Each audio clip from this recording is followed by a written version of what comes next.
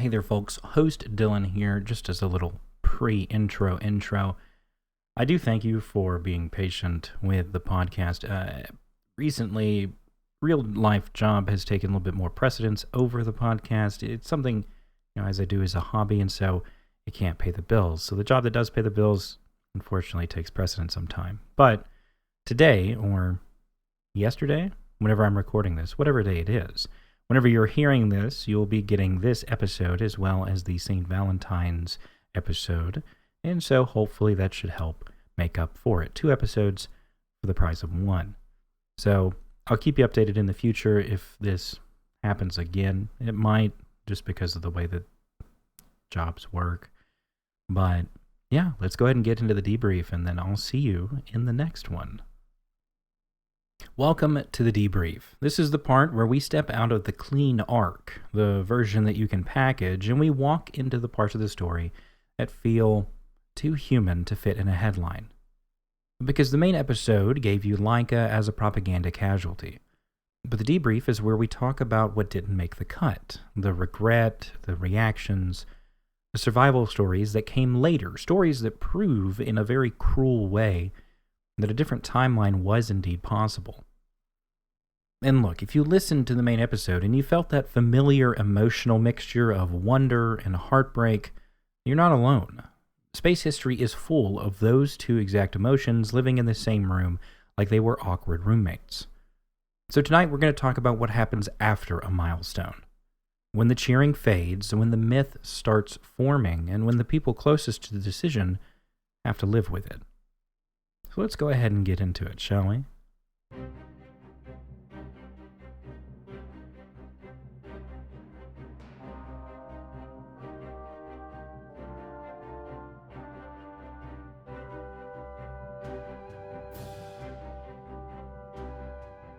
Okay, so first up, the myth-busting corner, because Laika's story has a few stubborn misconceptions that cling to it like a big ball of lint. The first one, and we touched upon this in the main episode, is that she lived for days, and that's the version that became popular for a very long time, but later disclosures from people tied to the program indicate that Laika had most likely died within a few hours, often reported around 5 to 7 hours after launch, primarily because of cabin overheated, and the stress was severe. The second up was that she was trained to return. Well, the unfortunate truth is that Sputnik 2 had no re-entry system. No heat shield, no recovery plan. There was never going to be a homecoming because the spacecraft simply wasn't designed for one. And a common phrase heard with Laika is, so what is the point of telemetry? Telemetry is just a fancy way of saying that her body became a broadcast. Heart rate, breathing, psychological response, physiological response, those signals were transmitted back. In the logic of the program, Laika wasn't the astronaut, she was the data stream. And I'm not saying that to be edgy, I'm saying it because you need that clarity to understand why this story turned into propaganda so easily. If your payload is a symbol, you don't have to worry about what it would say afterward, because it can't say anything. Which brings us to what Soviet insiders had admitted later, when the mythology started to crack from the inside. Now here's an uncomfortable truth about history.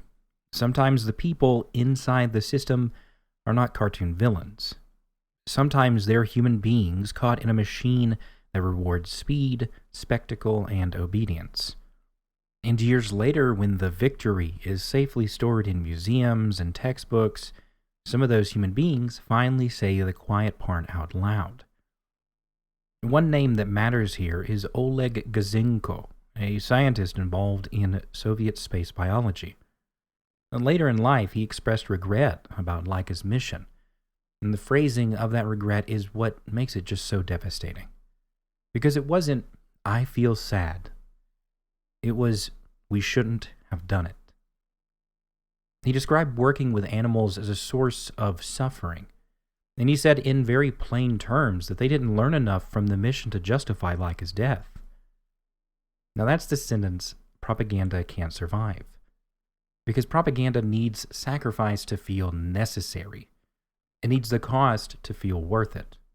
But when an insider says it wasn't worth it, the story changes shape. It stops being a brave step forward, and it becomes instead an ethical failure dressed up like destiny. And I want to underline something here. Regret is not justice.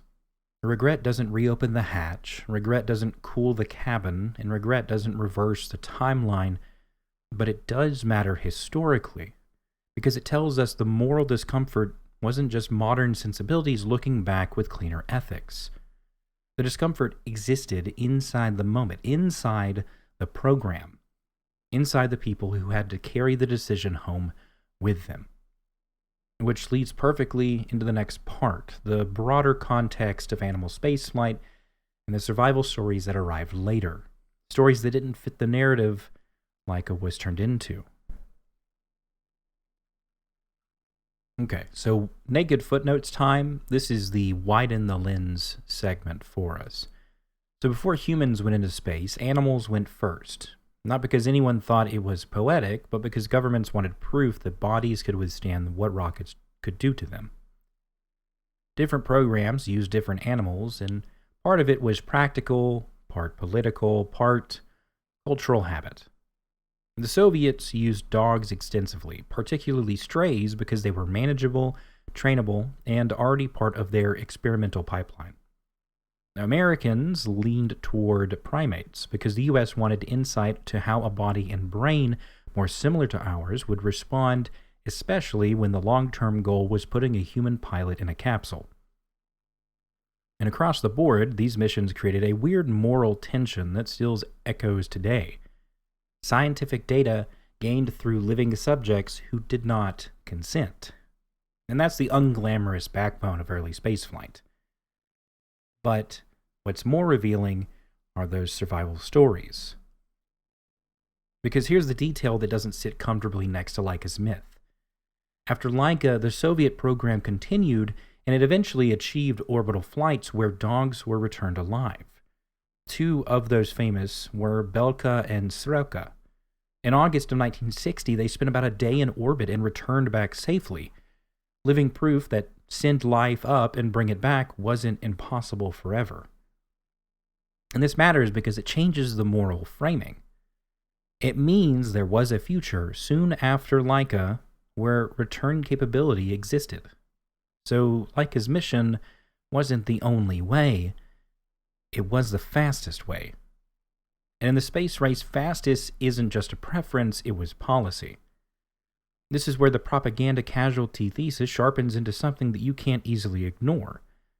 A different timeline existed, one where the program waited until recovery was feasible, but waiting didn't win headlines. Waiting doesn't win the first war. Waiting doesn't create the kind of global shock that makes your rival government scramble. So the survival stories come later, and they don't erase Laika's death. If anything, they haunt it. Because they prove the tragedy wasn't inevitable, it was prioritized. Now keep that thought, because this week in history, we cover some space milestones just to show how fast that escalation happened. And we won't be doing a huge list, we're going to be covering that chain reaction. Because this is the key, the space race accelerates like panic made physical. Let's start with the big one that rewired the whole planet's brain with the launch of Sputnik 1 on October 4th, 1957. A satellite in orbit beeping in the sky starts turning space into a scoreboard. Then, on November 3rd, 1957, Sputnik 2 with Laika launches, the first escalation, a living passenger, a message with fur. And then you feel the response energy built on the other side of the Iron Curtain. On January 31st, 1958, we have Explorer 1, America's first successful satellite, a direct product of that Sputnik shock. Proof that the U.S. is also sprinting now, too. And here's what matters about that timeline. Listen to the spacing. October 4th, 1957, November 3rd, 1957, January 31st, 1958. That's weeks, not years. That's escalation in a nutshell. And that's also the bad math of the space race. When you're competing for first, the calendar itself becomes a weapon. And once the calendar becomes a weapon, ethics become negotiable. Which matters because that is the part that propaganda couldn't fully control. Those ethics and how the world reacted and why the cover story mattered.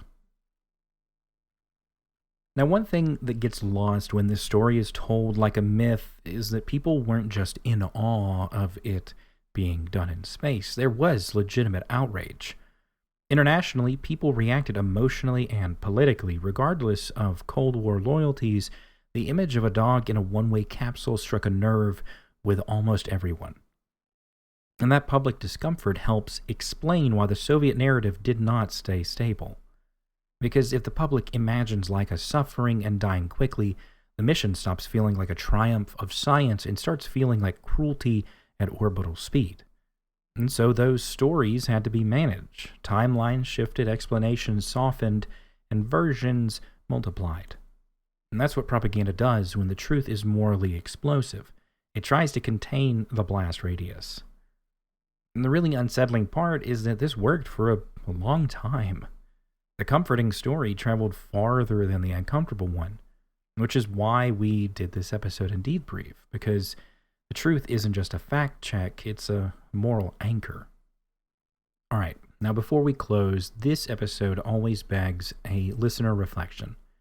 Because once you see the one achievement differently, you start seeing others differently too.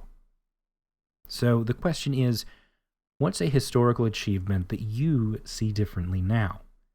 Maybe it's something you used to file under pure triumph, and now you can see the true cost underneath it. Maybe it's a story where the hero narrative suddenly looks curated. Maybe it's a milestone where you used to think, wow, we did it. And now you can't stop thinking, okay, but who paid for it? Then I'll go first, because I'm not sending you into emotional traffic without walking in first. The Laika story used to sit in my brain as tragic process. It was sad but inevitable, a necessary stepping stone to humans in orbit. But the deeper that you got, the more that it becomes narrative control. Not just what happened, but how it was packaged. How the public was guided to feel, how the mess was smoothed into a clean little myth. So here's your prompt again. What's one achievement you see differently now and why? If you want to share, you can respond wherever you interact with the show. Comments, DMs, whatever your podcast ecosystem is. And if you're listening to this and thinking, well, I have one, but I don't know how to say it without starting a fight. Well, congratulations. Welcome to history. That's the sensation of a myth cracking.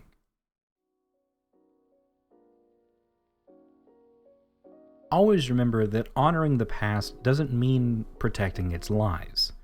It doesn't mean you have to burn down every accomplishment or pretend the space age wasn't incredible. It just means you don't get to call something glorious if you refuse to name what it cost. Laika became a symbol partly because symbols are easier than accountability. But if Laika's story still matters, and it does, it's because it forces a simple truth. Progress can be real and still be cruel. Milestones can be important and still be morally indefensible. Both can be true. History doesn't have to pick one. We just have to stop pretending the fig leaf is the whole story.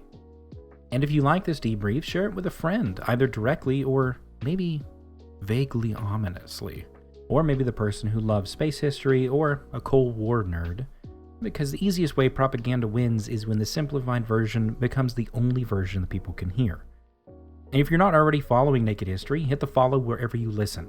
That's not just vanity. Following is how the show gets recommended, how it reaches new listeners, and how it survives. It's the difference between this moved me and this reaches someone else.